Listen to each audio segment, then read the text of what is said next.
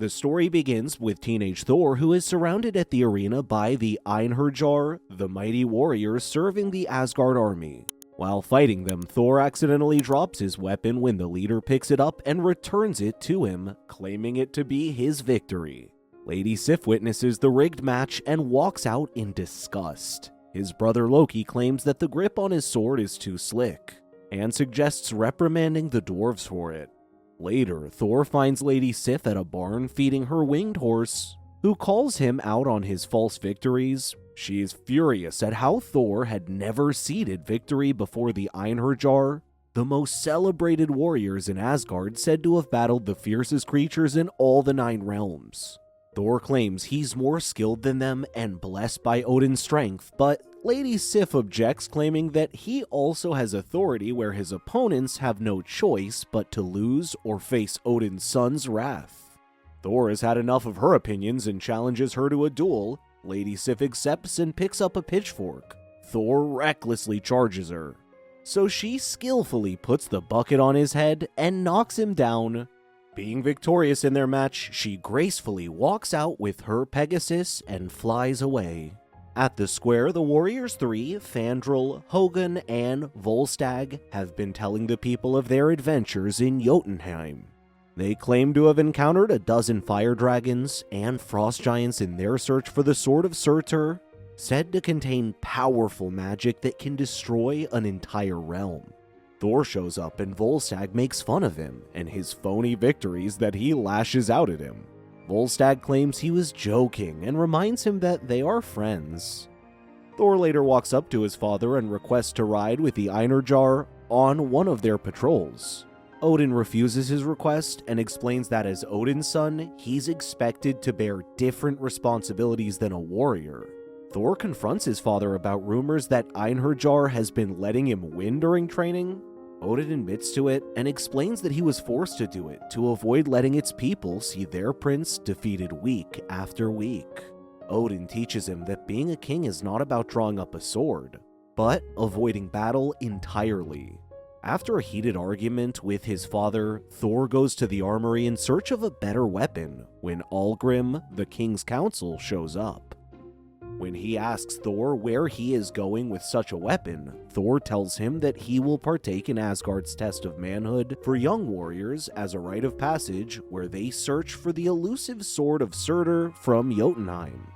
Algrim claims that the sword does not exist, but Thor explains that the test's purpose is not to find the item, but to look for it.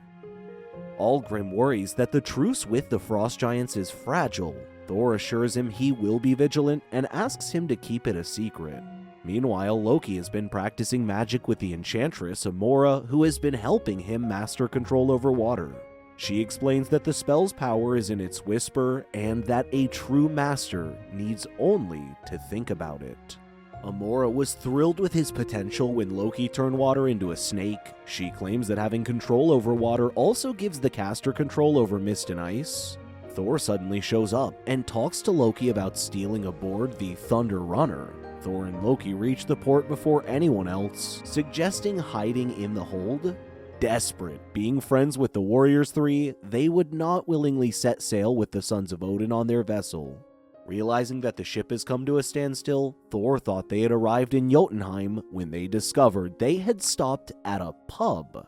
It turns out that the Warriors 3 have never been on an adventure and have been stopping here hoping to hear others tell tales of their grand adventure, which they will then claim to have done of their own. Thor and Loki showed up before them, who has discovered their secret. Loki started a bar fight when he used his magic to spill the ale all over Fenris, the wolf. The barkeep tries to stop them, but he gets caught in their fight. Thor and the others manage to escape, but not making a mess of things. Thor and the others finally arrive at Jotunheim, albeit losing their ship in the process. With no way back, our heroes move valiantly forward when Hogun suddenly notices movement. Suddenly, a crack opens in the ground and snow sprites emerge, which are harmless. As they continue their journey through ice and snow, Thor feels helpless looking at the vast emptiness, and loses hope of finding the elusive sword. Loki lifts his spirit, claiming that the tales of valor they were forced to remember as kids hold clues to the sword. One, in particular, is Odin's great defeat of Surtur, to which Loki claims that this valley was where it took place. Based on the story, Odin held the only weapon to rival Surtur's sword, his spear Gungnir. It came to the point that Surtur was so exhausted that he was forced to use both hands to lift the sword, thus exposing his chest. Odin used this one chance to defeat Surtur, who dropped his sword on a mountain and fell to the ground. Thor and the others come to a cave on the mountain where they believe Surtur dropped his sword when Odin defeated him. Suddenly, the ground underneath them starts to crack, and Thor and the others fall into an abyss.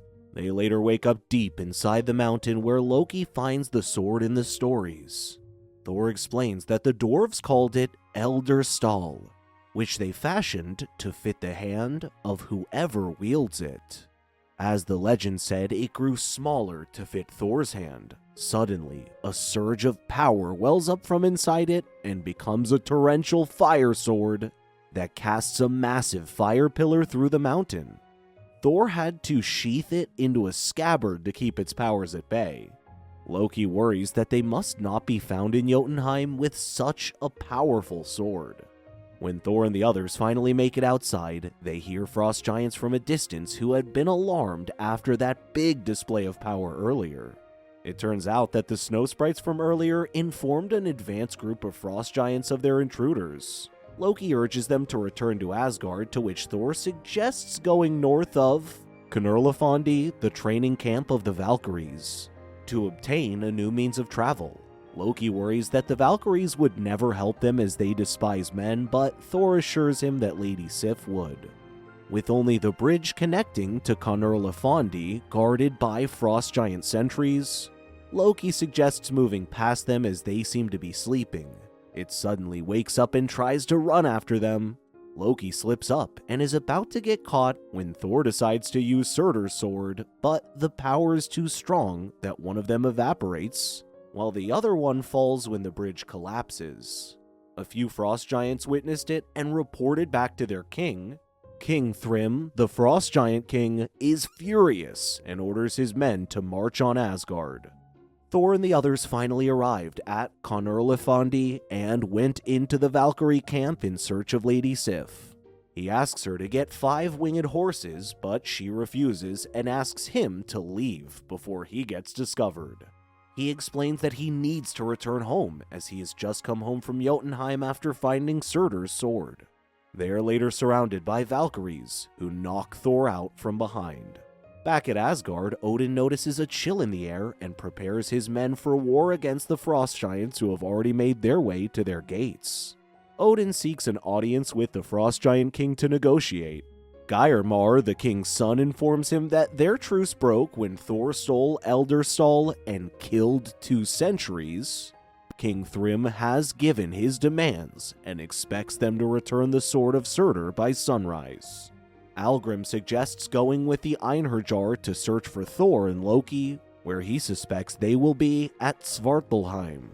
Thor is later chained in front of Brunhilde, who questions his motives. Thor explains that he needs to return to Asgard, but she refuses. She suspects that Odin sent him to retrieve the fire sword so he could further subjugate those who might rise against him. Thor claims he did not come alone, but she suggests he should have as they lowered the warriors 3 tied up. Suddenly, Loki sneaks up and steals the fire sword, demanding Brunhilde releases her prisoners. Loki gives in and Brunhilde recovers the fire sword and orders her men to execute them. Lady Sif objected but was told to stay her hand or face the same fate when, out of nowhere, frost giants showed up, tearing down their walls. The Valkyries tried to fight back, but their weapons had little to no effect on the frost giants. Their leader made it through Brunhilde's throne room, finding Surtur's sword lying on the floor. As the frost giant is about to stomp on the unconscious Brunhilde, Thor breaks free from his chains with strength and stabs the giant's foot with a spear. Suddenly, Sif lures a polar bear and tricks it into charging at the frost giant, throwing him off the building. Brunhilde returns the fire sword to Thor and orders Sif to escort them back to Asgard. She tells her before she leaves to return only when she is truly ready. Thor and the others later reunite with Algrim and Einherjar. Algrim explains that the Frost Giants have marched onto Asgard and ready for war unless they return Surtur's sword. Loki explains that it was an accident and that no malice was intended when Thor killed the Northern Sentries. Thor explains that they cannot just hand it over as the weapon is a seeker of death. Algrim volunteers to take it off his hands and unload his burden. Thor surrenders it to him. Algrim objects, claiming that it is the Frost Giants who are evil. Algrim explains that back when they were at war against the Frost Giants, he came to Asgard for their help, but Odin turned him down, so he turned to Surtur for his help. But instead of helping them, Odin struck down Surtur and sealed the fate of his people at the hands of King Thrym and his giants. He realized his fate was to avenge the Dark Elves and deliver justice to those who wronged him. Algrim then uses the sword on Einherjar, takes one of the horses, and flies off to Asgard. Algrim returns to Asgard and attacks Odin when he catches him off guard. He claims that Odin could have defeated the Frost Giants, but Odin explains that he could not even if he had sacrificed all the lives in Asgard. Algrim claims that they have found a solution, but Odin tells him that Surtur is no savior. He is a demon, and he aligned himself with him only to conquer Jotunheim, but would not stop there and would eventually conquer all the 9 realms. Odin tried to fight back with Gungnir, but after receiving too much damage, he didn't stand a chance against Algrim and Surtur's sword. With sunrise over the horizon and the deadline passed, the Frost Giants start their attack on Asgard. Thor arrives with the others but is too late to stop the war. He orders Sif and the Warriors 3 to help protect Asgard, while he and Loki will help Odin. Thor arrived just in time to save Odin before Algrim was about to deal the finishing blow. He managed to fend him off with Gungnir, while Loki tended to Odin, unconscious from his injuries. Algrim blew out all the flames in the room to hide in the dark while sneakily attacking Thor from the shadows. Thor focuses on the sound and throws Gungnir at Algrim, which impales him to the wall. But he decides to spare his life. Loki cannot contain his emotions, seeing his near-dead father, so he grabs Surtur's sword and uses its powers to erase Algrim. Thor later rides off in Odin's chariot and seeks an audience with King Thrym. He returns Elderstall to them and apologizes for killing the Northern Sentries, offering himself as their prisoner to do as they wish to him. Grimar orders him to be killed, but King Thrym stops his execution. Thor explains that the Dark Elf Algrim betrayed them, and that Odin is dying. King Thrym accepts his offer and calls off the war. He then sends Thor off to care for his dying father. Later, Loki skulks around the temple, contemplating his previous actions. Thor shows up, explaining that his actions were right to protect his family. Loki claims he was only seeking vengeance when he did it, given that he would have done the same if he were in Algrim's shoes. Thor claims who knows what one can do when their family's threatened, and hopes it will never happen again. Thor later visits his bedridden father, who apologizes for the consequences of his actions, being so eager to prove his worth. Odin apologizes for not listening to him and compliments him for having learned a valuable lesson and learning to face the consequences of one's actions. Thor then finds Lady Sif at a barn tending to her horse, who congratulates her after being recruited to train with the new Einherjar. Sif suspects it was Thor's doing, but he explains that she's proven herself and that getting accepted was her own doing. Thor then pulls her into him, and they share a kiss. The end.